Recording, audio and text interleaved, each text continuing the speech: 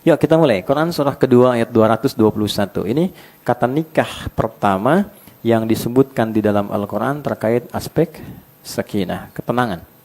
Bagaimana mendapatkan ketenangan sejati di dalam kehidupan rumah tangga. A'udzubillahi minasyaitonirrajim. Bismillahirrahmanirrahim. Wala tankihul musyrikati hatta yu'min. Wala amatum mu'minatun khairum min musyrikatin walau a'jabatkum. Ada? Wala tunkihul musyrikina hatta yu'minu. Wala 'abdun mu'minun khairum min musyrikin walau a'jabakum. Ulaika yad'una ilan nar. Ada ayatnya? Wallahu yad'u ilal jannati wal maghfirah. Pelan-pelan. Al-ayah, fokus sampai di sini dulu. Wala tankihul musyrikati, dan janganlah kalian menikahi para penyekutu Tuhan hatta yu'minna, kecuali sampai ia pun memutuskan mau beriman. Tolong di-highlight pada kata iman. Ini dia poinnya.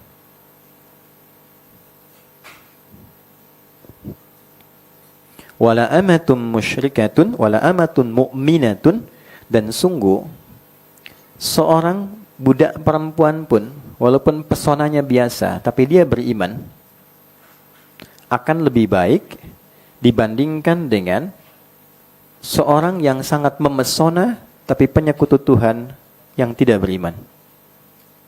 Khairum min musyrikati walau a'jabatkum. Wala tunkihul musyrikina hatta yu'minu. Dan janganlah para ayah menitipkan anak perempuannya untuk dinikahkan pada pria penyekutu Tuhan tanpa iman. Wala abdun mu'minun khairum min musyriki walau a'jabakum. Sungguh lelaki walaupun pesonanya biasa bahkan budak, tapi dia beriman, lebih baik dibandingkan dengan penyekutu Tuhan tapi tidak, walaupun dia memesona tapi penyekutu Tuhan. Ulaika yad'una ilan nar. Salah pilihan bisa mengantarkan pada kecelakaan dunia dan akhirat. Itu poinnya. Benar pilihan mengantarkan pada kedamaian, petunjuk, dan kebahagiaan dalam kehidupan rumah tangga. Itu poin. Sampai situ dulu ya. Jadi, dasar dari ketenangan kehidupan rumah tangga, saya highlightnya kata ini dulu. Jika menginginkan kehidupan rumah tangga yang sakinah, yang tenang, cenderung damai, maka dasarnya adalah ini, iman. Saya tulis pakai bahasa Arab gini, al-iman. Ini dulu. Jadi bagaimana menjalani kehidupan rumah tangga dengan iman. Jadi suami beriman, masak dengan iman, berpakaian dengan iman, bangun rumah pakai iman, dan sebagainya. Apa itu iman? Percaya. Apa itu percaya? Iman. Iman itu yakin tanpa ragu. Oke? Tapi saya akan bahas dasar katanya. Iman itu, asal katanya begini. Amana. Begini. Ini saya urai dulu ya, supaya paham unsur-unsur katanya. Begini, amana yu'minu, amana. Ini agak dalam ya, agak dalam. Amana, asalnya gini. Kalau ada yang tanda begini, asalnya ada dua huruf nih. Dua huruf begini. Satu, hamzah hidup. Ada alif begini, mim dan nun begini. Asalnya amana. Karena dua ini ketemu, dihapus salah satunya. Gini. Diberikan tanda hapus ini bahwa ada alif, diberikan bendera begini. Jelas? Pelan-pelan ya. Jelas di sini? Makanya ada istilah dua harokat. Dua harokat itu apa sih? Dua harokat dijadikan satu. Misalnya gini, ada satu A, ada satu A. Ini harokatnya satu. Digabungkan jadi satu. Satu plus satu jadi dua. Dua harokat. Karena ini A pendek plus pendek. Pendek tambah pendek jadi agak panjang. Karena itu ketika diganti tandanya begini, dua harokat. Maksudnya apa? Maksudnya ini harokat ada dua disatukan, bacanya panjang dikit. Jelas? Atau kadang dikasih tanda begini di atasnya. Nah balik, ini asalnya kan ada dua nih, hamzah gini, terus A gitu kan. Nah kata dasarnya ini tambahan nih, ini imbuhan, prefix di awal. Kata dasar dari iman ini, amanah ini, asalnya amina. Ini 3 huruf. Hamzah, mim, nun. Artinya aman. Aman itu bahasa Arab. Al-amnu, aman. Asalnya. Nah, rumus bahasanya begini. Rumus bahasanya. Ini di linguistik ya. Linguistik itu nanti ada 7 terapan. Dari fonem, morfem, kemudian kata. Dari kata masuk ke frasa, frasa masuk klausa, klausa masuk kalimat, kalimat masuk wacana. Nah ini setiap kata itu ada keterkaitan maknanya. Iman asalnya dari kata aman. Apa hubungan kata iman dan aman? Kalau kita mengerjakan apapun dengan iman, pasti aman kehidupannya. Itu aman dari gelisah, ya kan? Walaupun sudah berbunyi bel, aman aja kita. Anda paham gitu kan? Ada dasarnya. Ya. Ada masalah rizki, aman, tenang aja. Karena ada iman di dalamnya. Ya, ada masalah yang pelik, aman. Dari mana keterangan didapatkan? Itu bukan otak-atik. Karena Quran sendiri menampilkan makna itu. Di Quran surat 6 ayat 82. Man amila shaliha. Siapapun yang mengerjakan satu amal soleh. Di rumah tangganya beramal soleh. Jadi suami yang soleh. Jadi istri yang soleha. Soleh itu mengerjakan sesuatu dengan iman. Itu namanya soleh. Ingat ya. Soleh itu bukan sekedar baik. Kebaikan yang dikerjakan karena dasar iman. Itu soleh. Kalau kebaikan tidak dikerjakan dengan dasar iman, belum bisa disebut soleh. Saya membantu bukan karena dia butuh. Tapi karena Allah memerintahkan saya untuk bantu. Karena iman saya. Itu soleh namanya. Jadi menjadi suami yang soleh, menjadi suami yang mengerjakan semua tugas suami itu karena imannya. Saya menyayangi istri bukan sekedar dia istri saya, tapi iman saya memerintahkan saya untuk merawat dia. Karena itu saya kerjakan karena iman saya pada Allah, bukan sekedar jadi istri. Kalau Allah nggak perintahkan bersikap begitu, saya tidak begitu. Itu soleh namanya. Demikian soleha dengan makna yang sama. Demikian anak soleh. Itu poinnya. Man amila shaliha, siapapun yang mengerjakan satu perbuatan soleh, rumah tangga yang soleh, wa huwa min dzakarin au untha, baik itu laki-laki, suaminya soleh, untha, istrinya soleh, anaknya soleh, anak perempuannya soleha, wa huwa mu'minun, dan dia mengerjakan itu dengan dasar imannya, falanuhyiyannahu hayatan thayyibah, maka aku akan cepat jamin hidupnya, aku akan hadirkan kehidupan yang nyaman dan tentram. Hayatan thayyibah. Semua yang diperlukan dicukupkan. Semua yang sulit dimudahkan. Belum bertemu kesulitan dimudahkan. Bukan tidak menghadapi masalah. Tapi setiap akan menghadapi persoalan, diringankan dulu masalahnya sehingga seakan-akan gak punya masalah. Jangan dikira kehidupan Nabi tak ada masalah. Ada. Ibaratnya piring pecah juga ada. Ada loh, jangan salah kalau baca-baca hadis itu. Tapi sengaja ditampilkan oleh Allah supaya ada pendidikan nabawi. Bukan tidak ideal, bukan. Justru Nabi mengajarkan supaya ideal. Sebab itu Nabi mudah bagi Allah menjadikan kehidupan Nabi aman-aman aja. Tapi nanti cara kita belajarnya bagaimana saat menemukan kasus. Makanya Nabi kadang diizinkan oleh Allah ketiduran. Bangunnya saat matahari mulai terbit terasa sinyalnya. Kenapa? Supaya nanti kalau ada umatnya yang bukan Nabi bangun kesiangan, cara menunaikan sholatnya bagaimana? Nah sama, kalau ada istri cemberut, gimana ngatasinya? Kalau ada suami marah-marah, gimana kemudian bisa menoleransinya? Karena sakinah, itu ada makna yang sangat dalam di dalamnya, bukan tenang biasa. Ya. Jadi sakinah itu bukan sekedar tenang. Sakinah, teman-teman sekalian. Dia punya rahasia, memiliki makna ketenangan yang nanti kita akan bahas setelah menunaikan sholat duhur berjamaah. Sholat dulu. Baik, kita cukup sebentar ya. Sholat dulu, nanti setelah sholat kita lanjutkan lagi. Baik. Sakinah asalnya dari kata sakana. Sakana.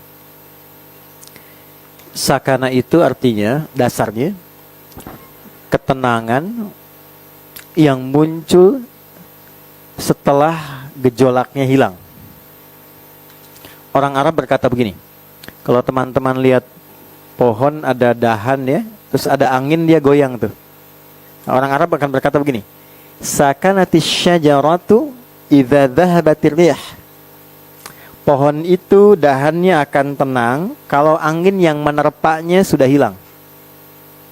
Sakanatis safinatu idza dhahabatil amwaj. Kapal itu akan tenang kalau ombak yang menerpanya itu sudah hilang. Jadi sakinah itu ketenangan yang tidak berdiri sendiri. Ketenangan yang diakibatkan berhentinya gelombang. Itu sakinah. Kehidupan rumah tangga itu sering diilustrasikan, diibaratkan seperti kapal yang berlayar. Nah, saya tanya sebentar. Kalau kapal itu tidak disertai dengan ombak, sampai nggak ke tepian? Tidak kan? Baik ya? Tidak. Jadi ombak itu menerjang kapal untuk membuat kapalnya bergoyang atau untuk menyampaikan kapal cepat ke tujuan?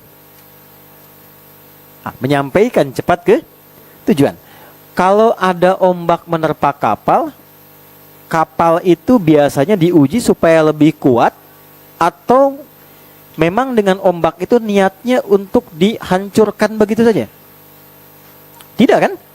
Justru semakin ada ombak, semakin kuat. Semakin ada ombak, semakin kuat. Nah, setelah ombaknya itu dari yang besar menjadi lebih kuat, jadi lebih tenang, ombak-ombak kecil jadi biasa lagi. Di sakinah itu asalnya kembali ketenangan ketika gelombangnya sudah hilang. Ketenangan ketika terpaannya sudah mereda. Jadi kenapa ketenangan di rumah tangga ditampilkan dengan kata sakinah, ingin menunjukkan bahwa ketenangan ini tidak tiba-tiba muncul, bukan. Bukan dengan berumah tangga itu tiba-tiba jadi tenang, tidak begitu. Ingin memberikan kesan bahwa untuk mencapai dalam kehidupan rumah tangga yang kenang itu pasti akan ada pergolakan, akan ada gelombang-gelombang, akan ada ombak yang menguji ketahanan di antara kehidupan atau anggota di keluarga dimaksud. Oke, pelan-pelan. Nanti babnya kemana? Misalnya nanti bisa orang tua dengan anak, suami dengan istri dan sebagainya. Tapi nanti babnya lengkap sekali. Sambil contoh begini. Pelan-pelan ya. Ini logikanya. Ini ada tenang. Tenang itu lawannya apa? Gelisah kan? Galau. Gabut. Galau. Gelisah, apalagi tuh istilahnya. Galau itu karena ada apa? Masalah kan, turunkan lagi persamaannya karena ada masalah. Oke.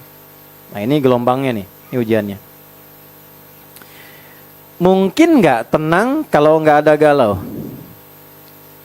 Mungkin nggak tenang kalau nggak ada gelisah? Tidak mungkin kan? Harus ada lawannya dulu baru kelihatan jelas kan? Tahu sekarang siang karena malamnya nggak ada kan? Dari mana taunya Anda laki-laki? Karena ada pembanding perempuan kan? Ya kan? Dari mana taunya ada tenang kalau ada gelisah? Jadi gelisah diciptakan bukan ingin membuat hidup kita gelisah, bukan.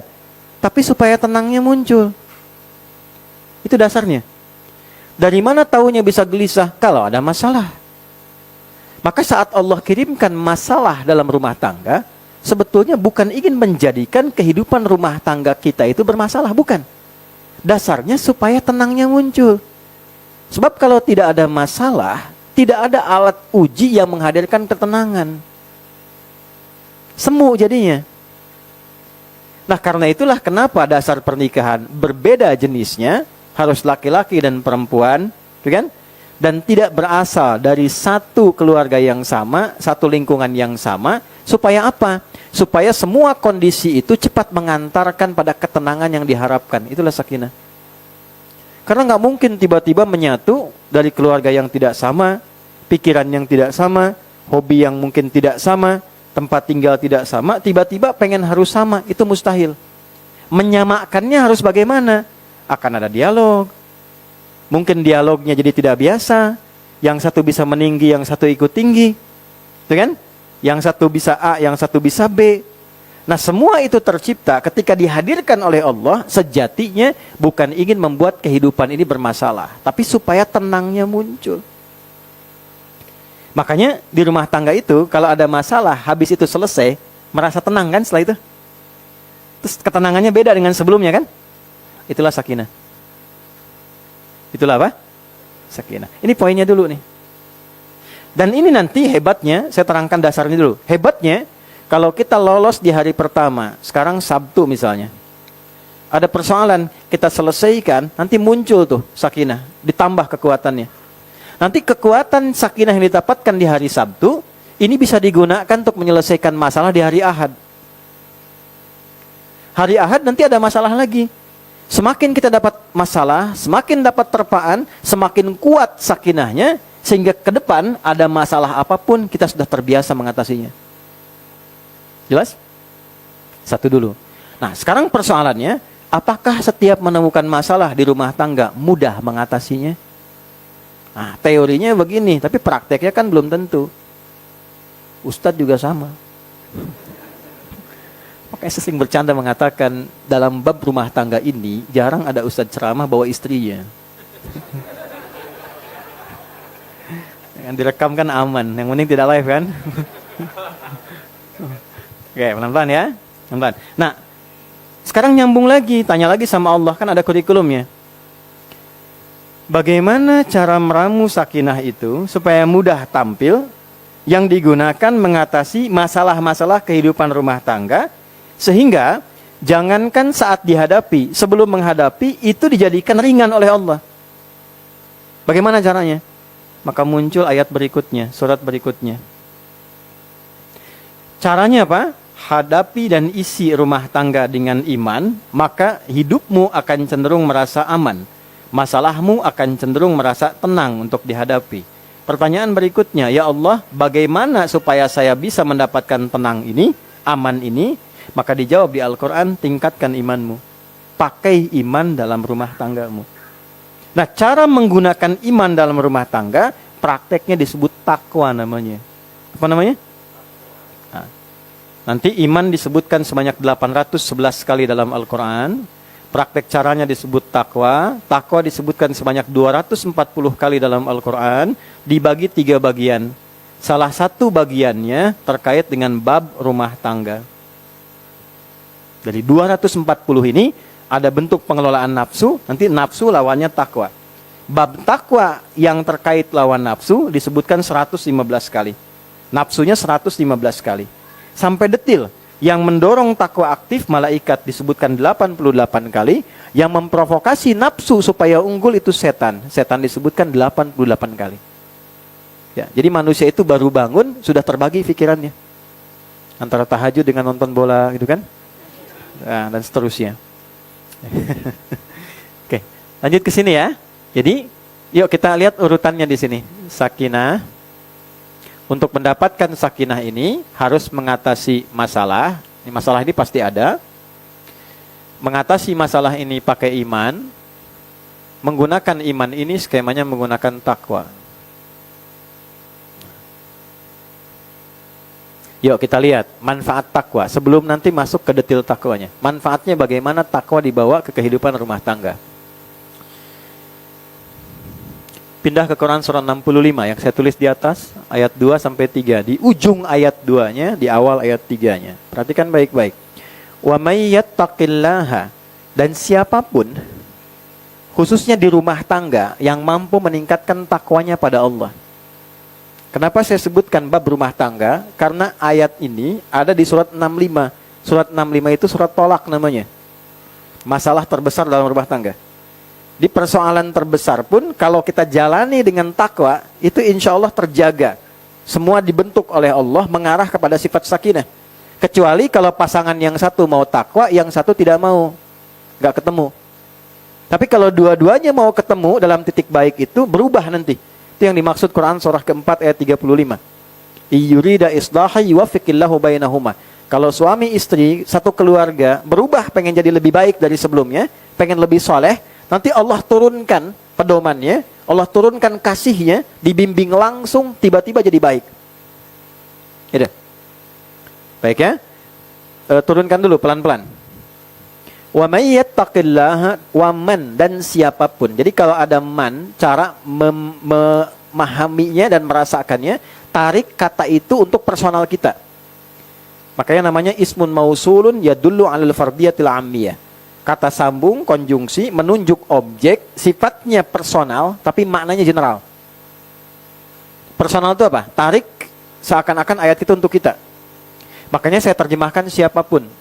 Saya agak kurang sepakat yang di mushaf terjemah itu barang siapa. Itu suka saya hindari. Ya, karena sampai sekarang jam 12:13 waktu Bintaro, saya belum menemukan tuh barang punya siapa. Maka saya terjemahkan siapapun. Waman, tarik ya. Adi, gitu.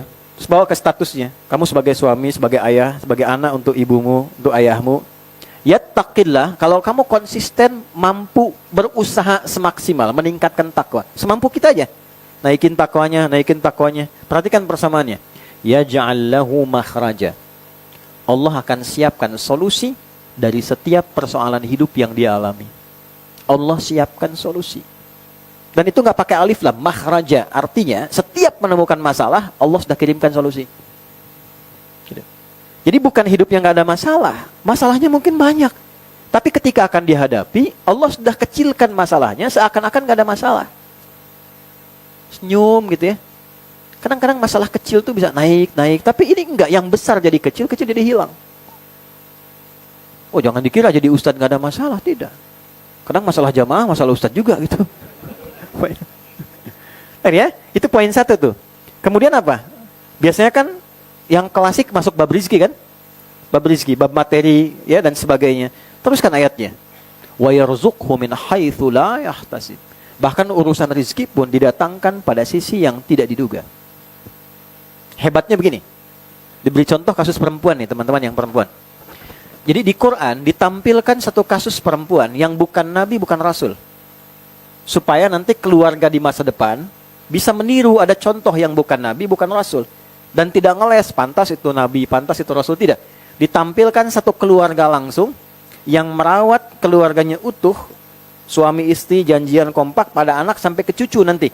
Walaupun ayah nggak lihat anaknya karena meninggal lebih duluan dan nggak lihat cucunya.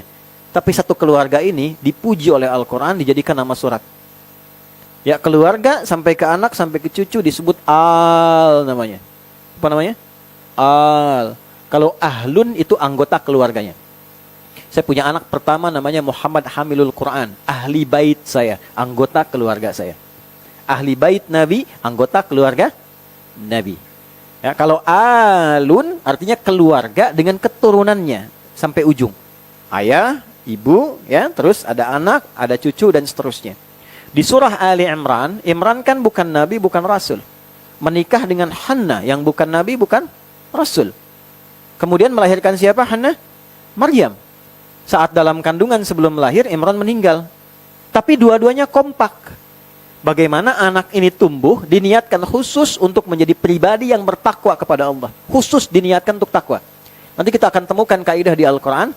Jika orang tua menginvestasikan anaknya untuk mendekat kepada Allah dengan ketakwaan, itu aktifanya, hasil investasi ini akan berdampak pula pada orang tuanya. Baik orang tuanya meninggal ataupun hidup. Ya, misal Anda nyiapkan anak jadi ahli Quran nih, menghafal sampai jadi itu bukan hanya baik untuk anaknya, orang tuanya bisa ikut. 2018 teman-teman, saya diminta Dubes Saudi menjadi Amirul Hajj untuk satu rombongan pesawat. Ya, saya kira daftarnya hanya ustadz-ustadz gitu, ustadz ini ikut bareng-bareng. Tiba-tiba hampir 60% itu ternyata ahli-ahli Quran. Anak-anak Quran, ahli Quran.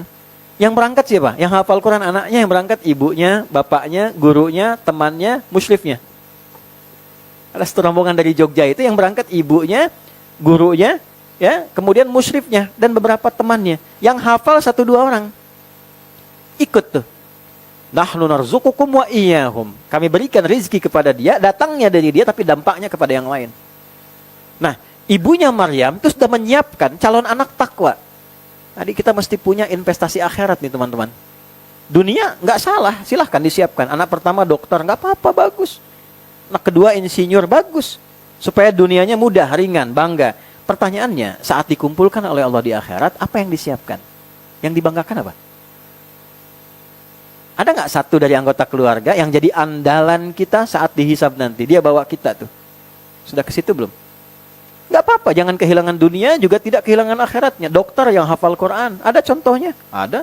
Imam Syafi'i pakar di bidang kedokteran, Ibnu Sina pakar di bidang kedokteran, tapi hafal Quran juga, hafal hadis juga. Sayyidah Aisyah itu pakar di bidang kedokteran, jangan salah. Sayyidah Fatimah pakar di bidang keperawatan. Baca sirahnya. Itu pakar di bidangnya. Ya, makanya para ulama itu kalau lagi iseng, ya sudah bosan, jenuh bahas fikih, itu larinya tuh ke kedokteran, belajar. Rata-rata itu. Umumnya demikian. Balik ya, kembali lagi. Maka disiapkan khusus dak dalam kandungan tuh. Dinazarkan. Dari namanya aja sudah disiapkan. Kalau laki-laki, harapan kan pengen laki-laki itu. Tapi lahir perempuan. Ya, idh qalat imra'atu Imran rabbi inni nazartu laka ma fi batni muharrara fataqabbal minni. Quran surah 3 ayat 35 tuh. Ya, Quran surah Ali Imran ayat 35. Ketika istrinya Imran langsung bernazar, ya Allah, untuk anak yang ini aku khususkan jadi pribadi anak yang bertakwa kepadamu saja. Beribadah saja, menyiapkan nilai takwanya. Maka mohon terima. Saya percepat ya, langsung ke ayat 37-nya tuh.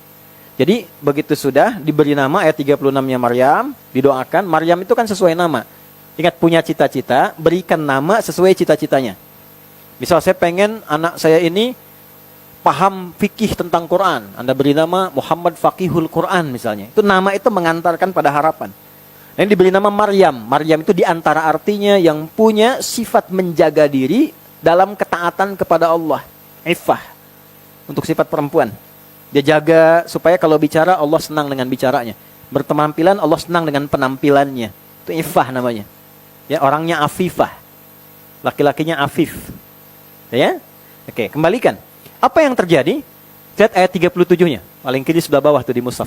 Fataqabbalaha rabbuha biqabulin hasanin. Maka ikhtiar orang tua itu diterima oleh Allah. Wa ambataha nabatan hasana. Maka anak itu perawatannya dipantau langsung oleh Allah. Wa kafanaha Zakaria. Walaupun secara ikhtiar ada pengajarnya. Teman-teman berikhtiar nih, anak saya pengen jadi anak yang baik, anak yang saleh. Saya siapkan nih, gurunya si Fulan, titipin di RKM ngaji misalnya. Ya kan? Walaupun ikhtiarnya Ustadz Fulan yang ngajarin, tapi Allah rawat, diperhatikan. Segala kebutuhannya, kebaikannya, macam-macamnya, dan sebagainya. Kullama dakhala 'alaiha Zakaria al-mihraba, wajada 'indaha rizqa. Ini poinnya. Setiap gurunya, pendampingnya Nabi Zakaria, itu kan pamannya, mengantarkan kebutuhan Maryam, itu sudah ada di tempatnya. Kan disiapin tempat nih, untuk ibadahnya. Nah, ini bawa ke rumah, teman-teman. Namanya mihrab. Ya, mihrab itu tempat khusus yang memang diproyeksikan untuk meningkatkan ibadah saja. Ya, tidak harus satu tempat. Dan punya dua keunikan mihrab tuh, dua keistimewaan. Satu, mempercepat terkabulnya doa. Dua, mempercepat datangnya rizki yang bahkan dinilai sulit. Ya. Jadi ya, kenapa imam itu di mihrab mengimami? Karena imam itu pemimpin sholat, pemimpin doa, diharapkan doanya cepat dijawab. Karena itu ada kualifikasinya, nggak semua bisa jadi imam. Ada fikihnya. Anda boleh jadi mudir di kantor, pimpinan, tapi belum tentu jadi imam di masjid. Ya, ada kualifikasinya. Dulu saya waktu pimpin pesantren di Jakarta, bagus. Ada ex dari para pimpinan di kantor itu, pengen jadi imam. Dan luar biasa, semangatnya tinggi sampai ngotot pengen jadi imam. Tapi bacaan belum baik. Datang, tiba-tiba Santi menyoal gitu. Bapak, bacaannya belum pas. Justru saya jadi imam supaya dibetulkan bacaannya. Dilaporkan kasusnya kan pada kami. Alhamdulillah saya ketemu kan. Gimana Pak? Saya pengen jadi imam Pak Ustadz supaya diperbaiki. Bagus Pak. Nggak ada yang seperti Bapak ini. Selesai dari kantor jadi pimpinan di masjid. Luar biasa. Saya dukung, saya bilang. Supaya performa Bapak bagus, sebelum Bapak tampil jadi imam, dilatih dulu sama Santi, didengar dulu. Supaya bacaannya pas. Setuju Pak? Oh bagus Ustadz. Tapi nanti sambil nunggu, sambil dilatih, tetap Bapak jadi imam. Zuhur dan asar khusus. Nah, yang penting kan nggak turun status. Ya kan? Statusnya tetap imam kan? Status tetap imam. Gitu. Maka tidak ada ketersinggungan, tidak turun status, tetap imam. Nanti setelah lebih bagus baru naik maghrib. Selang maghrib, isya, subuh, itu yang imamin dari kami, Santi. Setelah bagus kita perkenankan. Pak, udah bagus bacaan. Udah yang ada aja lah. Tapi sekarang pada jadi imam. Bagus ya. Nah balik tuh. Jadi kenapa ada mihrab? Salah satu makna dalamnya bukan sekedar tempat imam. Tapi di situ ada kedalaman makna, doa akan cepat dijawab. Tarik ke rumah teman-teman. Buat anak, istri, suami, untuk sholat di situ. Pakai untuk ibadah. Nanti saya masuk ke contoh-contoh berikutnya. Nah, Maryam disiapkan mihrab khusus untuk meningkatkan takwanya. Buat dia sholat, buat dia ngaji, ya, buat dia ibadah, buat dia berdoa. Apa yang terjadi? Kullama dakhala 'alaiha Zakaria al-mihrab. Ini poinnya. Setiap Nabi Zakaria mengantarkan kebutuhannya, wajada 'indaha rizqa, sudah ada. Mau bawa buah, sudah ada buah. Kalau musim anggur, ada anggur, wajar. Bukan musim anggur, ada anggur. Dikonfirmasi oleh gurunya supaya ngecek. Nabi Zakaria tahu ini anugerah Allah, spesial karena takwanya meningkat. Min haitsu la yahtasib. Tapi untuk menguji, benar nggak pendidikan selama ini? Kenal Allah nggak? Ditanya, ya Maryamu anna laki hadza. Cek ayatnya. Maryam, dari mana semua ini? Anak yang didekatkan kepada Allah sejak dini, maka tidak keluar dari lisannya kecuali kalimat Allah. Qalat huwa min indillah. Paman, ini semua dari Allah, anugerah Allah. Jadi kalau dari anak-anak cucu ini ya, anak-anak dilatih dari kecil kenal Allah, kenal Allah. Ini setiap situasi Allah yang keluar. Mau disuntik, ya Allah, ampuni dosaku. Ya Allah, gitu kan. Ya kenal tayo, ya tayo yang disebut ya. Kenal macam-macam, robokar ya robokar, Doraemon ya Doraemon. Ya. Jadi itu yang keluar. Apa yang terjadi? Lihat baik-baik. Ini poinnya. Innallaha, catat ini ya. Innallaha yarzuqu man yasha bighairi hisab. Paman, yakinkan pada hati kita yang paling dalam, jangan pernah ragu, itu inna. Allah pasti ngasih rezeki pada siapa yang Dia kehendaki tanpa ada batasan. Oke? Allah pasti ngasih rezeki pada siapa yang Dia kehendaki tanpa ada. Nah, cara memahami ayat, bila ada kalimatnya siapa yang dikehendaki, maksudnya bukan memilih sipulan tertentu. Masuklah kita pada yang dikehendaki Allah itu. Caranya bagaimana? Masuk ke situ. Itu caranya. Ikutin. Bagaimana Maryam tuh? Keadaannya, ibadahnya, pendekatannya. Itulah sebabnya kenapa Nabi Zakaria langsung ikut sholat di mihrabnya Maryam pada saat itu. Dan minta pada Allah. Dijawab juga doanya secepat. Nanti di ayat 38 sampai 39-nya. Saya balik ke sini kembali teman-teman sekalian. Jadi takwa itu kalau benar dilakukan, siapapun yang pertama Allah berikan meringankan beban hidupnya. Ya. Lalu memudahkan datangnya rezeki. Pindah Al-Baqarah ayat 189 di ujungnya aja, langsung ke ujung. Wattaqullaha la'allakum tuflihun. Tingkatkanlah takwamu kepada Allah, maka hidupmu cenderung sukses dan bahagia. Jadi ternyata ada persamaan takwa, sukses, bahagia. Ada sukses saja, namanya fauz. Derivasinya disebutkan 29 kali dalam Al-Quran. Ada fauzi, fauzan, faizah, ya, faizin, itu sukses. Ada yang namanya fauzia, faizah, fauzan, itu orang diharapkan sukses dalam hidupnya. Walaupun belum tentu bahagia. Itu umumnya, kata makna umumnya. Lawannya fariha. Fariha, bahagia. Walaupun belum tentu sukses, bahagia. Fariha, laki-lakinya Farhan. Perempuannya Farah. Ya, Farah Queen, ya, Muhammad Farah, ya, yang diharapkan bahagia dalam hidupnya. Walaupun belum tentu mengandung kesuksesan. Kalau digabungkan bahagia dan sukses, jadi falah namanya. Apa namanya? Falahun.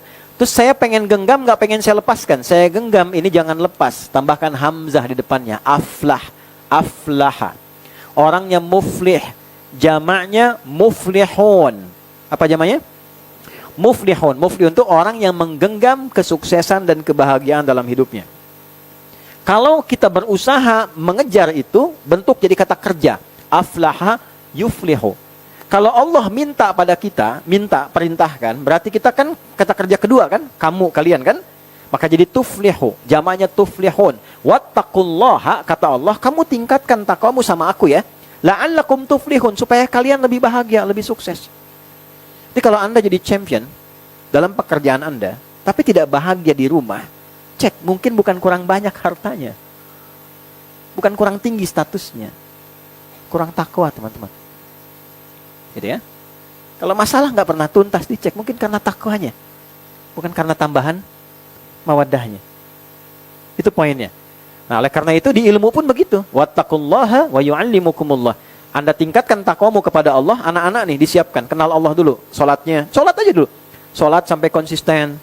Terus sampai enak, sampai menikmati, sampai nggak disuruh lagi otomatis sholat tuh. Ya, sampai ada konsistensi. Kalau sudah konsisten enak nggak disuruh nyaman. Walaupun itu nanti ada tahapannya sampai 10 tingkatan untuk mencapai konsistensi itu, konsisten. Konsis 1, konsis 2, konsis 3 sampai konsisten tuh, ya, 10 tahapan. Itu ya poinnya. Jadi kalau sudah dapat, anak-anak sudah enak, nanti apa? Ilmu cepat. Ilmu cepat sekali. Wa yu'allimukumullah. Allah tambahkan pengetahuan, cepat paham. Pahamnya yang berkah, paham yang dengan pemahaman itu membuat dia jadi baik. Kalau cuman paham, yang belum beriman pun banyak. Banyak pintar, non-Islam banyak yang pintar loh. Karena dia belajar, kerja keras, orang tuanya mendidik. Tapi paham yang menjadikan paham itu bermanfaat untuk dirinya, untuk jiwanya, untuk akhiratnya. Ini poinnya. Nah, balik ke sini. Untuk mendapatkan ini semua, caranya bagaimana? Supaya mudah, masalah mudah diurai, rezeki gampang, ilmu tambah, gitu kan? Bahagia, kesuksesan diraih. Maka cara paling gampangnya, Allah langsung buka ayat Al-Quran ketika mendetilkan Al-Fatihah, dimulai dengan Al-Baqarah, maka ditampilkanlah di situ ciri-ciri langkah-langkah menjadi orang sukses dan bahagia. Teman-teman masih ingat? Menggenggam kesuksesan dan kebahagiaan namanya apa? Nah, orangnya muflihun. Maka di Al-Baqarah ayat 1-5 ada langkah-langkah menjadi muflihun. Kalau kita masuk ke ayat 5, Al-Baqarah ayat 5, ula ala hudam mir rabbihim wa ulaika humul. Mereka itu ada orang-orang yang hidupnya selalu dipandu Allah, dipandu Allah. Anda mau jalan dikawal tuh ya. Soalnya sama pengawalan tertentu. Mudah sampai kan? Terlindungi kan? Di pekerjaan dikawal, dipandu sama pimpinan, akses gampang. Ini ada orang hidup dipandu Allah. Insya Allah. Tuh, dimudahkan semua dipandu tuh. Nyaman. Wa ulaika humul jamin. Hum di situ memastikan domirnya munfasil, terpisah dari kata, tapi kata ganti itu punya fungsi menguatkan hukum. Humul, bisa Allah mengatakan begini, misal di luar Quran, ulaika ala hudam mir rabbihim wa ulaikal muflihun, bisa. Tapi ketika hum itu memastikan dan pasti dijamin hidupnya sukses dan bahagia. Pasti. Nanti diberikan contoh lagi. Anda boleh lihat. Nanti silahkan cek ya. Semua sahabat Nabi yang berinteraksi dengan Nabi dan mengambil kurikulum ini sebagai bagian dari kehidupannya dalam memandu aktivitas mereka, silahkan cek siapa yang tidak sukses dan bahagia. Semua di levelnya masing-masing sukses dan bahagia. Yang pakai kedudukan Abu Bakar sukses bahagia. Yang pakai harta benda Abdurrahman bin Auf sukses dan bahagia. Yang pakai ilmu Ali bin Abi Thalib, Abu Hurairah sukses dan bahagia. Yang pakai tenaga, ilmu nggak seperti Ali radhiyallahu ta'ala anhu. Harta nggak seperti Abu Bakar, nggak seperti Abdurrahman bin Auf. Kedudukan nggak seperti Omar. Tapi tenaga beliau pakai walaupun dengan suaranya. Bilal pilih tenaga teman-teman. Cuma azan. Jadi saat azan, selesai azan, Nabi komen.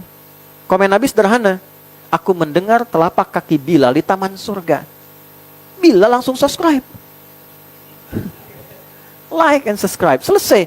Kayak saya adzan aja udah ke surga. Ngapain kerja kayak Utsman kan? Enggak, tapi masing-masing punya wilayahnya gitu. Ya akhirnya apa? Itu dipertahankan sampai meninggal. Sepeninggal Nabi pernah ditawari jadi hakim agung. Beliau malah sembunyi. Lari. Karena takut kehilangan jaminan surga yang pernah dijanjikan oleh Nabi. Tuh, jadi masing-masing kesuksesan itu bisa relatif sesuai dengan apa yang telah kita targetkan. Semua ada areanya sendiri. Tapi kesuksesan sejati itu ketika kita menjadi bagian dari yang disebutkan oleh Allah. Dunianya dapat, akhiratnya terbawa. Nah, untuk mendapatkan hal demikian, langkahnya ini, ayat 1-4. Saya kurungi di 2 sampai ke ayat 4-nya. Jadi yang satunya challenge-nya, Alif Lam Mim. Ini adalah Al-Quran yang disampaikan, disusun dari huruf-huruf yang biasa orang-orang dulu dibacakan, kan? Ya. Kemudian, dzalikal kitabul la raiba fi. Perhatikan kalimatnya. Dza kitab ini, Al-Quran ini, li, jauh kak dari apa yang Anda bayangkan. Jadi jangan membayangkan Quran hanya bacaan biasa. Oh, jauh dari itu. Ada kurikulum hidup, ada kenikmatan, ada pedoman di dalamnya. Ya? La raiba fi, tidak ada keraguan. Jangan pernah ragu mengamalkan isi Quran. Jadi kalau ada ragu sedikit gak akan dapat, teman-teman. Gak boleh ragu, kaidahnya begitu. La hajata la hujjata. Gak ada hujjah untuk menyoal Quran Tidak ada keraguan di dalamnya. Nggak akan punya referensi menyoal Al-Quran. Nah, teruskan. Hudal lil. Dapat kita di sini nih, takwa ini. Ini hanya akan jadi pedoman, jadi kurikulum untuk orang yang takwa. Jadi kalau kita tidak naikkan level pribadi kita, naik menjadi pribadi yang ingin takwa, tidak akan pernah isi Al-Quran bertransformasi menjadi hudan, kurikulum hidup. Hanya akan jadi bacaan saja. Makanya level Qurannya di awal aja, qiraah, baca. Pahalanya ada. Tapi pahala itu memberi manfaat akhirat, tapi isi Quran tidak memberi manfaat kehidupan dunianya. Baca aja, isinya nggak paham. Akan stuck di situ. Apakah salah untuk bacaan? Tidak. Dimulai dari yang rendah kan kita baca kan, dari huruf, gitu kan? Alif fata'a aba abata kharaja dakhala afata'a fa fatafa fa lam duma'u lu apa lu. Ya? Jawab lagi di sana gitu. Ya. Di situ aja. Nah, idealnya bagaimana? Idealnya nanti dikeluarkan tuh. Idealnya gini, keluarkan ayat-ayat Quran sesuai dengan aktivitas yang kita pilih dalam kehidupan. Teman-teman dagang, bisnis, pernah nggak mengeluarkan ayat-ayat bisnis dalam Quran? Jadi kurikulum. Berdagang yang baik, yang Quran itu begini. Silakan Anda cek, siapapun yang pernah menggunakan itu sebagai kurikulum hidup, tidak pernah ada yang balik modal. Selalu balik untung. Mau namanya Ari, mau namanya Asep, selalu untung. Nggak pernah rugi. Rumusnya ada, dan itu kurikulum. Karena itu Nabi meninggal, kurikulum dipakai oleh sahabat sukses. Sahabat meninggal pakai tabiin sukses. Semua orang yang pakai itu sukses. Kalau mau lebih tahu lagi lebih dalam, kehidupan Yahudi yang bahkan di Israel pun, itu mereka memahami kebenaran Quran, dipakai bank di sana pakai sistem syariah. Nggak pakai bunga. Dipakai. Cuma disembunyikan aja, disamarkan referensinya. Yang dibalik ya, ke sini ya teman-teman sekalian. Jadi kembalikan. Sekarang kalau mau jadi itu bagaimana? Pribadi takwa, buka langkahnya ayat 3. 1. Alladzina yu'minun. Nah, kopi di sini nih. Supaya dapat sakinah, harus naikkan iman. Naikkan iman. Beriman, amana tadi tuh. Amana, jamaknya pakai u di ujungnya. Amanu, banyak. Tapi kalau kita pengen naikkan, tambah lagi, maka tambahkan di awal kata dasar yang amanah itu, gini. Amanah. 1 dari 4 huruf. Supaya cepat, Anita. Apa? Anita. A, Hamzah, Nun, Ya, Ta. Oke? Kataba aktubu pakai a, saya akan menulis, saya akan konsisten menulis, saya akan terus menulis. Amana, oke, pelan-pelan. Kalau kita tambahkan untuk saya, uminu, saya konsisten menjaga iman. Kalau kita nu'minu, ya kan? Karena ini mereka, orang-orang takwa itu mereka, maka kata gantinya 1, 2 atau yang ketiga? Ketiga dong, 3 kan? Berarti pakai yu'minu. Karena banyak pakai un di ujungnya. Kalau ada un ujungnya banyak. Jelas? Ujungnya banyak. Misal saja. Mukmin 1. Kalau pengen banyak, mukminun. Muslim 1. Kalau pengen banyak, muslimun. Jelas ya? Baik. Kalau kita kembalikan ke sini, yu'minun. Yu'minun karena ada ya di depannya, ini menunjukkan bentuk progresif yang terus pengen naik imannya.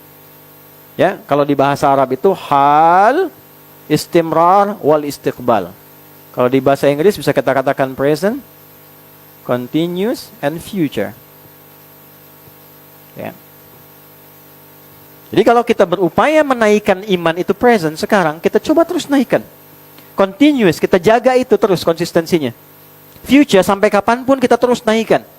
Nah, orang-orang yang cenderung menaikkan iman, suami naikkan imannya. Istri naikkan imannya. Jadi kalau pengen tenang di rumah tangga gampang, naikkan imannya, bikin program untuk menaikkan iman.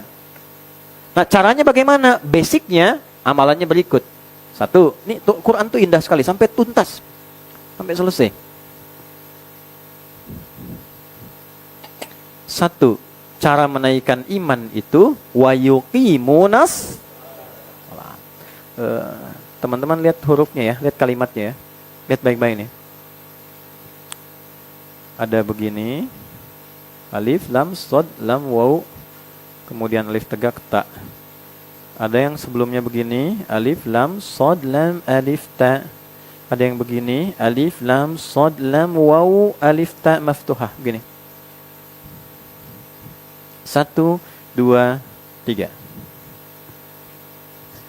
Lihat yang pertama yang ini. Alif, lam, sod, lam, alif, ta. Kelihatan ke belakang? Kurang-kurang saya besar ya. Oh, ada monitor ya. Alhamdulillah. Jazakallah khair, terima kasih. Tugas saya cukup menulis, ngapus sendiri.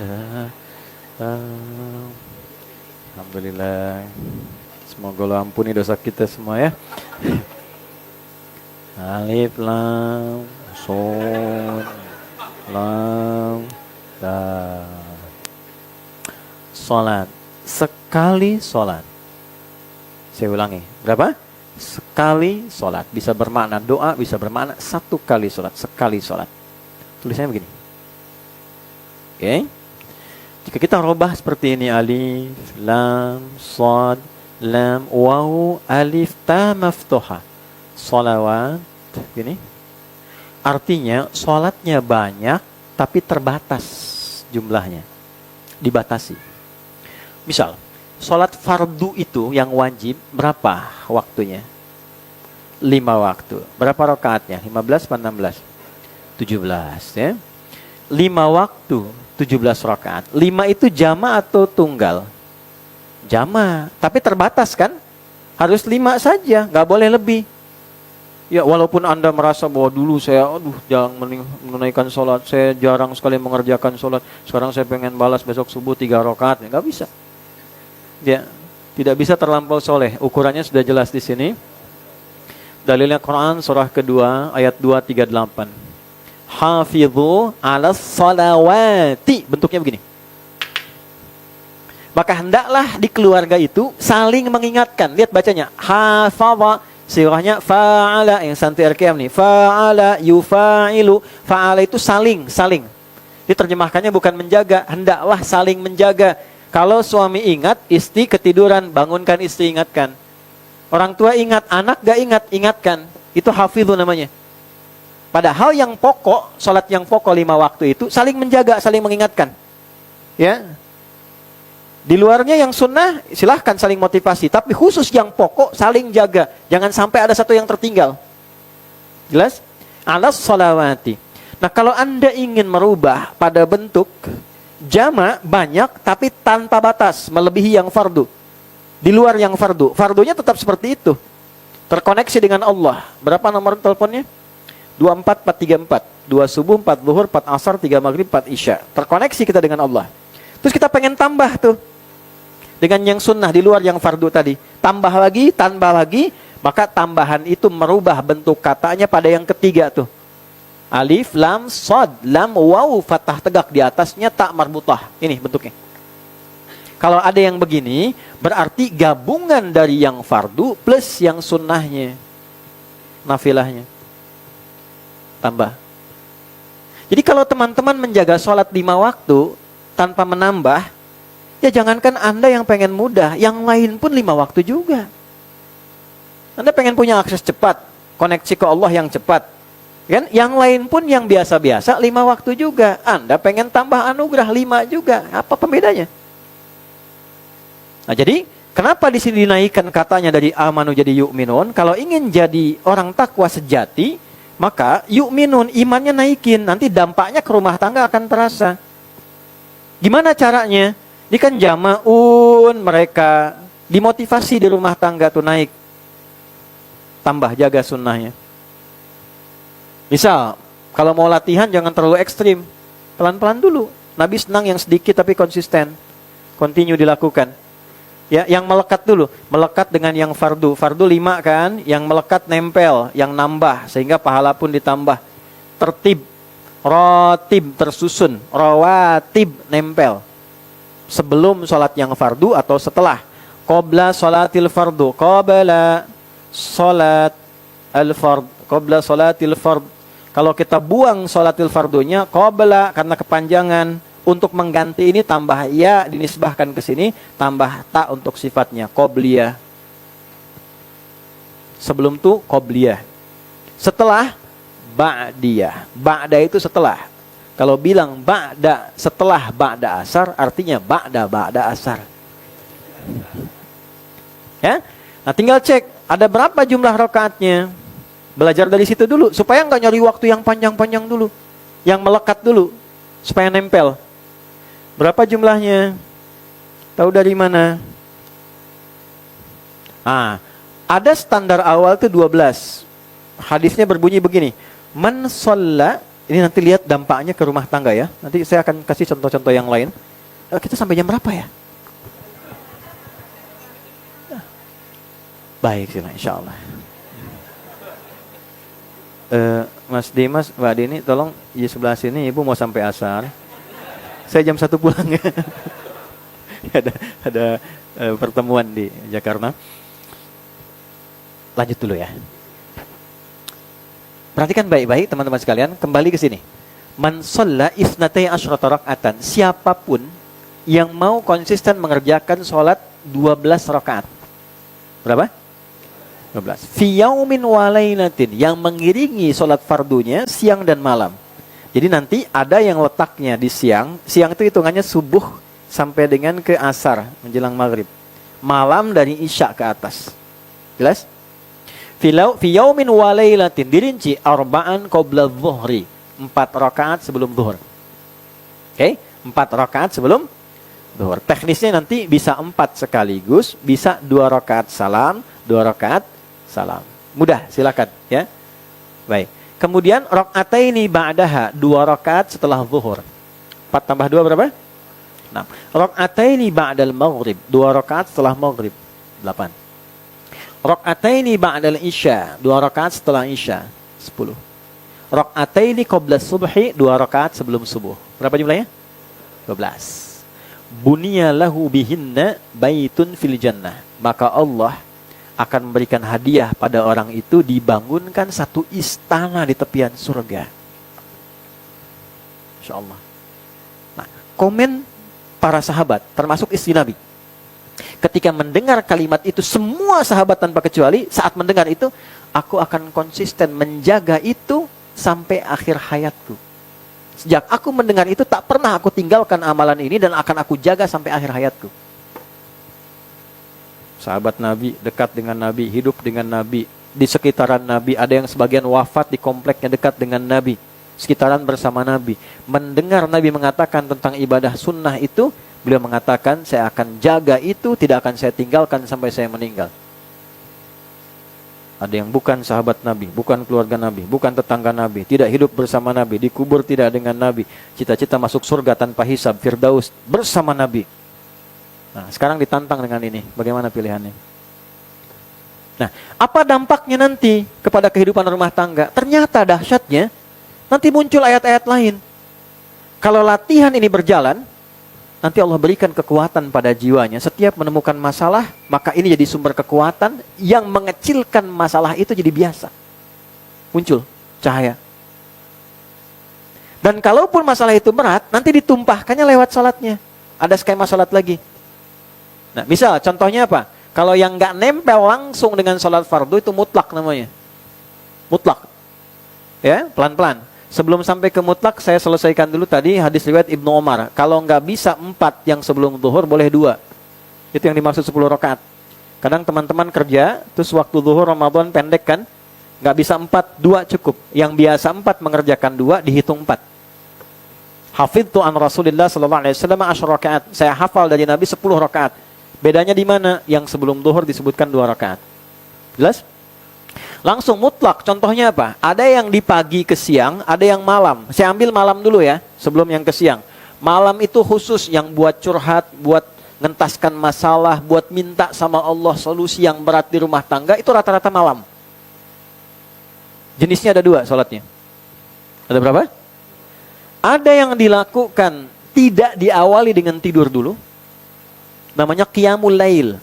Umum maknanya. Qiyamul lail. Bangun saat malam. Mau diawali tidur, tidak diawali tidur. Nama umumnya qiyamul lail. Ya, karena lail itu malam. Ya, lail malam. Jamaknya layali, layali. Turunannya laili, lela, lili. Ya, ibu leli, ibu malam-malam. Qiyamul lail. Ya, surah turun pelan-pelan. Surah turun. Surah ke-73 Al-Muzammil. Ya ayyuhal muzammil, qumil laila illa qalila, nisfahu aw inqus minhu qalila aw zid 'alaihi warattilil qur'ana tartila. Langsung ke ayat 6 dulu. Perhatikan ya, bedanya salat siang dengan malam. Perhatikan bedanya. Inna nasyi'atal laili hiya ashaddu wata'aw wa aqwamu qila. Sungguh jika Anda mampu bangun malam, salat di malam hari, itu sentuhannya kepada jiwa begitu dalam. Kata-kata yang diungkapkan begitu terasa. Tuh. Apa prakteknya? Ternyata kalau kita riset di ayat-ayat Quran, kita akan temukan, jangankan seorang ibu, ayah pun ketika menemukan kesulitan di rumah tangga, curhatnya malam sholat. Anda kenal Nabi Yakub tuh? Di mana kenal, Pak? Nabi Yakub itu kan ayahnya Nabi Yusuf kan? Masalahnya kan kompleks ya. Ayahnya anak-anak 12 kan, yang 2 bermasalah dijaili oleh yang 10 kan, Yusuf dengan Bunyamin itu. Bermasalah luar biasa, kesedihannya mendalam, sampai matanya kan kemudian terganggu, sampai tidak melihat dan sebagainya. Tahu nggak curhatnya yang dilakukan apa? Buka Quran surah 12 ayat 86. Innama ashku bathi wa huzni ilallah. Aku tuh setiap punya masalah di rumah, yang membuat jiwa aku bergetar. Sampai terkadang mengalirkan air mata tak terasa. Kita ingat air mata keluar gitu. Masalah tiba-tiba ingat anak gitu ya. Terus ingat pasangan. Terus tiba-tiba air mata keluar. Itu huzn. Terpendam tuh bathun. Aku tuh kalau punya masalah yang gak bisa diungkapkan, berat tuh, aku curhatkannya sama Allah. Bentangkan sajadah, sujud. Dan itu malam ketika dilakukan, sentuhannya itu dalam. Nah, kalau mau coba silahkan di malam itu, karena suasana hening. Para ulama mengomentari kenapa malam itu jadi paling efektif, karena hening. Umumnya orang istirahat, kebisingan itu total berhenti pada umumnya. Jadi begitu kita mengucapkan apapun, sentuhan kejiwanya dalam. Nah, pakai itu untuk ngobrol sama Allah, curhatkan masalah. Dan di antara yang dicurhatkan itu masalah rumah tangga, masalah rizki, masalah macam-macam, sujud minta. Di atas hamparan sajadah, bukan Instagram, bukan Facebook, bukan YouTube, gitu. Kan ada sajadah panjang terhampar, bukan Instagram yang dipanjangkan gitu.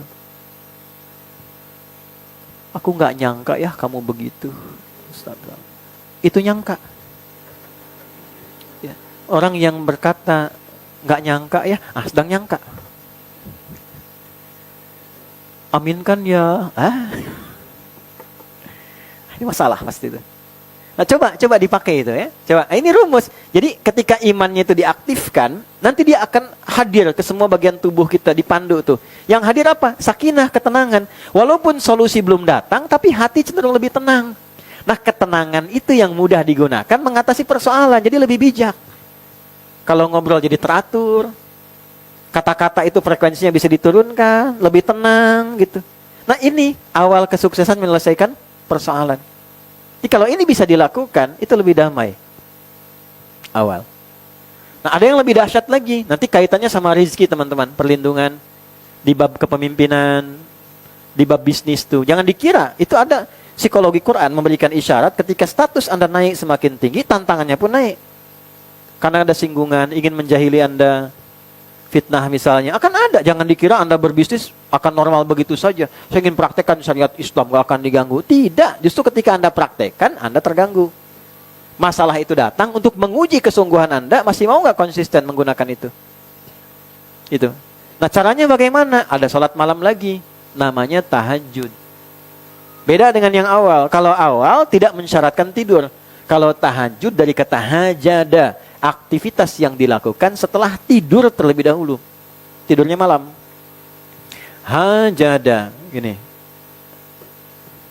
Kalau Anda, saya, kita ingin berusaha serius untuk bangun setelah istirahat malam ini, bangun serius, maka tambahkan tak di depannya. Tak begini. Oke. Kalau upaya ini tidak mudah dilakukan, nggak gampang. Ada tantangannya, butuh motivasi 2 kali lipat. Maka tambahkan tasydid sebelum huruf akhirnya. Itu rumusnya gini. Tahajjada. Kalau dibuat sifat, dibuat program, dibuat rencana, maka jadikan masdar tahajjud. Perintahnya nanti tahajjud, kata dasarnya tahajjada. Turun di Quran surah ke-17 ayat 79. Nanti anugerahnya sampai ayat 81. Wa minal laili fatahajjad. Maka dari sebagian malam cepatlah engkau tunaikan tahajud. Cepat. Saking pentingnya sholat ini pakai fa tuh. Harfu atfin rabitin baina syai'aini bila hudud. Paham? Tidak. Huruf konjungsi yang menyambungkan 2 peristiwa dengan cepat tanpa jeda. Peristiwa pertama Anda bangun malam hari, peristiwa kedua tahajud. Kalau bisa bangun malam, cepat tahajud. Ada sesuatu yang nggak bisa Anda dapatkan di luar tahajud. Jadi saya, Anda, kita, kalaupun khusyuk 5 waktu tanpa tahajud, nggak akan dapat anugerah yang ini. Ini khusus bagi yang tahajud saja. Makanya dibikin nggak mudah. Kalau mudah kan power bank hadiahnya gampang. Ini nggak mudah. Ya kan? Hajada, pakai tak, harus serius. Jadi kalau nggak sungguh-sungguh nggak bisa bangun. Nggak percaya silahkan. Anda mau bangun tapi nggak niat sungguh-sungguh tahajud nggak akan bangun. Nonton bola bisa.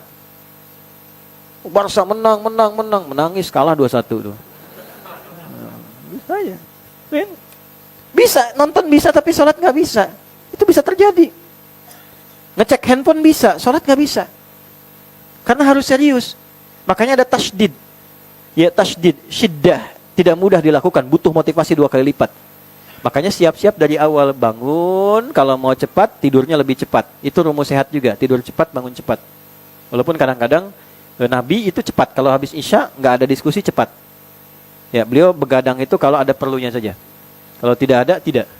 Ya, jadi begadang jangan begadang. Begadang ya boleh saja kalau ada perlunya. Ya, rumus. Ini ngobrol sebentar baru istirahat. Tapi kalau tidak langsung, jadi selesai Isya langsung istirahat. Istirahat. Bangunnya cepat juga. Nah, supaya kita bisa bangun mesti serius. Makanya kan sang subuh jam berapa? Kalau di Bekasi 4:06 sekarang. Ya? Terjadi perbedaan pendapat? 4:07. Oh, saya nengok sana sini. 409. Nah, ini kan subuh. Gini urutannya nih. Ini saya bonus ya. Ini lail. Ini subuh, ini fajar, subuh. Lihat baik-baik ya. Lail itu kapan waktunya? Ba'da Isya. Isya jam berapa? Udah cepat saja. Selesai Isya misal 7:30 ya, misal 19.30. 19.30 WIB, waktu Indonesia bagian Bintaro. Ya. Ini sampai subuh, subuhnya 4:09. Ya, pelan-pelan. Ini subuh 4:09 diambil 15 sampai 20 menit. 15 sampai 20 menit sebelum subuh. Jadi kita ambil misalnya, adalah kita genapkan saja. Jam 3 misalnya 50 lah. Ya. Nah ini 3.50 sampai 4:09 namanya sahar. Waktu singkat menjelang fajar. Sudah. Ini ada bocor halus dalam Quran. Ini ada amalan yang kalau amal ini dikerjakan, dosa-dosa sebesar apapun diampuni. Doa sebelum diminta langsung dikabulkan. Nanti saya akan kasih amalnya di pertemuan berikutnya. Nah, kita nggak di sini. Ini dulu ya. Kan kita lagi bahas ini, bukan di sini. Nanti. Sabar. Waktunya kita singkat. Saya harus konsisten ini.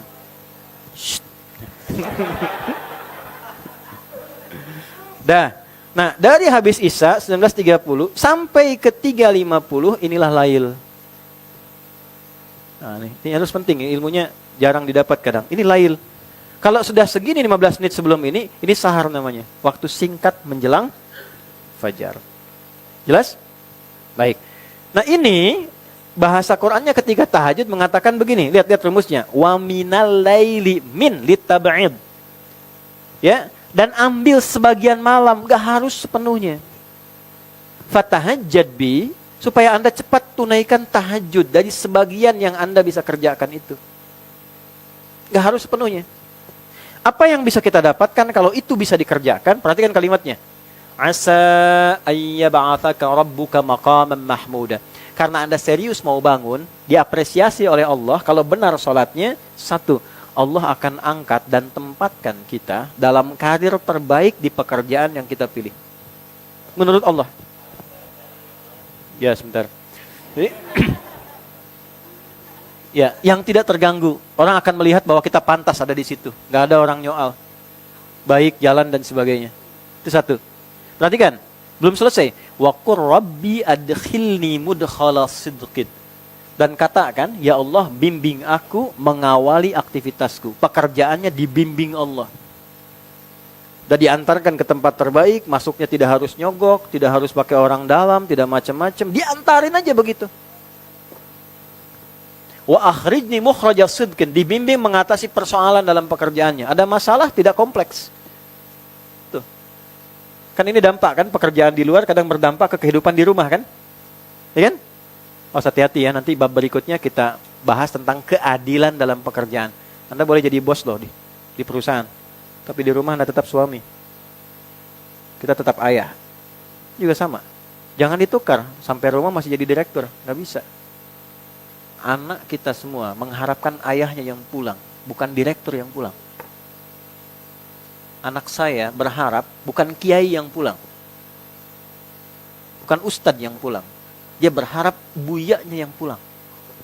Dia nggak peduli dengan status di luar. Dia ingin ayahnya yang pulang. Saya mengajar sampai hari ini. Belum pernah seumur-umur saya pulang, ditunggu anak-anak dipanggil. Kiai pulang, nggak ada. Mereka ingin ayahnya. Nanti ada babnya sendiri tuh. Ada babnya sendiri. Kita kesini dulu. Ya, jangan sampai kita mencari harta di luar, lupa dengan harta di dalam. Kan kita nyari keluar tuh buat ke dalam kan? Untuk apa nyari banyak-banyak terus di dalamnya hancur? Untuk apa? Kan logikanya begitu. Kita nyari keluar itu buat ke dalam. Kalau keluar dihabiskan waktu, di dalam gak ada waktunya, untuk apa nyari keluar? Untuk apa berumah tangga? Ya kan? Nah, balik ke sini lagi. Mohon maaf dengan kalimat tadi. Jadi fatahajjad, tunaikan tahajud. 3 tadi, dilindungi. Ya, diberikan jalan keluar. Dan keempat, ini yang paling menarik. 1, diberikan karir yang terbaik. Yang kedua, dibimbing beraktivitas. 3, diberi jalan keluar ketika ada kesulitan. Waj'alni min ladunka sultanan nasira. Ditolong langsung oleh Allah ketika ada yang berupaya mengganggunya. Artinya apa? Semakin karir naik, semakin terganggu. Semakin tekanannya makin tinggi. Tantangannya tidak mudah. Anda sekarang bisnis, mengawali nggak apa-apa. Nanti setelah Anda makin bagus, makin terasa. Dibuat nanti masalah 3. Ingat lontar jumroh ya. Ingat lontar jumroh. Bisa di lingkungan terdekat, diri kita sendiri, terlalu serakah, habis. Pakai lagi, invest sana sini, nggak jelas, tidak ada polanya, habis. Karena orang dekat bisa, bukan karena orang jauh. Bisa dihianati asisten sendiri, bisa konsultan sendiri dan sebagainya, bisa terjadi. Dan yang terakhir, orang jauh, yang mungkin tidak berkehendak usaha kita maju, atau karir Anda naik, bisa terjadi. Nah, tahajud itu menjadi benteng terbaik kita untuk menjaga aktivitas hidup kita dalam naungan penjagaan Allah Subhanahu wa taala. Jadi ini kaitan dengan pekerjaan di luar. Yang di dalam tadi sudah ada pola sholatnya. Kalau jamaahnya dijaga, sholatnya dijaga, sampai ke rumah jaga aja sholat. Tidak ada yang paling indah. Nanti yang kedua Quran tuh. Antum siapa apapun ya pulang, menemukan anak Anda yang usia kecil-kecil tuh, 3 tahun, 4 tahun, terus lagi baca ad-duha, hilang semua capeknya teman-teman. Anda dapat proyek ya, 100 miliar gitu. Terus anak Anda telepon di ujung sana. Papa, aku sudah selesai hafalannya 30 juz. Itu nggak ada nilainya. Hilang. Demi Allah nggak ada nilainya. Ya, saya didik anak-anak dari kecil-kecil tuh, 3 tahun, 4 tahun, dampingi. Sampai dari kecilnya, sampai dari nggak tahu huruf. Sampai hafal Quran. Begitu jadi, Masya Allah. Sekarang pada hafal matan, pada hafal macam-macam tuh. Jauh. Jadi kita pun yang ngajar, nggak ada yang bisa membandingi itu. Apalagi Anda dapat anugerah begitu, mau dapat proyek sebesar apapun tuh hilang. Paling enak, Quran tuh paling enak kalau ada di rumah. Jadi kalau ada masalah pribadi bisa sholat, terus lihat anak mulai baca Quran aja, udah enak rasanya lain. Nah itu yang menjaga. Itulah korelasi antara iman dengan ketenangan. Jadi nggak bisa ketenangan diukur dengan harta tuh nggak bisa, nggak selalu dengan harta itu. Makanya komen Nabi apa? Tunkahul mar'atu li arba'in. Motif orang menikah, baik laki-laki ke perempuan atau sebaliknya, biasanya secara tradisi ada 4 cara pandangnya. 1, li jamaliha, karena kondisi fisiknya, gantengnya, cantiknya, wajar orang lihat fisikal wajar. Tapi apa? Itu akan pudar. Ya. Yang cantik akan pudar. Betul kan? Miskin, kaya, susah, senang, kita semua sama, betul kan? Dan seterusnya. Karena ganteng, pudar juga. Jadi kalau dasar keinginan pada pasangan karena aspek fisikal, begitu memudar, hilang rasa. 2, lima liha, kecenderungan harta. Apalagi kalau mau menikah sudah bikin perjanjian, maaf, perjanjian kontrak, perjanjian harta terpisah. Tapi biasanya agak susah. Belajar dulu fikihnya. Untuk apa itu digunakan, mau kemana arahnya. Nanti kalau hartanya itu berkurang rasa cintanya. Hasabiha, status. Bisa keluarga, bisa status. Ini anak si fulan, ini anak si fulan. Yang nikah itu Anda, bukan bapak Anda, bukan ibu Anda. Bukan status yang melekat pada keluarga Anda. Walaupun itu menentukan untuk kebaikan. Supaya mencari dalam keadaan terhormat. Nabi itu nggak disoal karena statusnya dari Quraisy. Terhormat. Makanya nggak pernah disoal. Ya coba kalau bukan dari Quraisy nggak akan disoal. Nah teman-teman, yang keempat apa? Lidiniha. Karena agamanya. Fadfar bidzatid dini taribat yadak. Kalau mau cari jodoh, cari yang agamanya kuat, maka keberuntungan Allah letakkan pada tangannya. Tariba itu tanah. Tahu tanah? Turab. Tanah yang tumbuh, yang subur. Kalau tanah subur itu keluarnya apa? Apa aja bagus. Jadi kalau tanah kehidupan rumah tangga ingin subur, melahirkan buah-buah keindahan, sakinah, mawaddah, harus mengolah tanahnya dengan baik. Nah, olahan terbaik itu pakai agama. Din itu cara terbaik membangkitkannya pakai iman. Nilainya takwa. Inna dina indallahil Islam. Ali Imran ayat 19. Nanti Islam dasarnya adalah iman. Asyhadu an la ilaha illallah, asyhadu anna Muhammadar Rasulullah. Ini poinnya. Nah, jadi kalau sudah menikah, bukan cari yang lain yang agamanya kuat, bukan. Salah persepsi. Awas, hati-hati ya, hati-hati. Jangan salah menyimpulkan. Kalau udah dipasangkan dengan pasangannya, itu yang terbaik melengkapi jalan hidupnya. Tinggal belajar semampunya untuk saling menguatkan iman. Jangan salah menyimpulkan, kenapa ya suami saya nggak seperti Ustadz? Awas tuh. Sama juga Anda, kenapa nggak seperti lainnya? Itu provokasi setan itu. Balikin. Sekarang tugasnya kuatkan lagi agamanya. Ya, kuatkan. Nah ini poinnya teman-teman sekalian. Jadi yang pertama sholat ya. Kalau bisa ini ada yang untuk rezeki, ada tahajud, ada yang kemudian rawatib. Pokoknya yang 5 jaga dulu nih. Kalau bisa ya bisa di rumah jamaah bareng-bareng. Selesai berdoa, cium tangannya, doa bersama. Itu enak bareng. Suami mendoakan, istri ngikutin, cium tangan. Habis itu minta maaf gitu ya. Itu Masya Allah.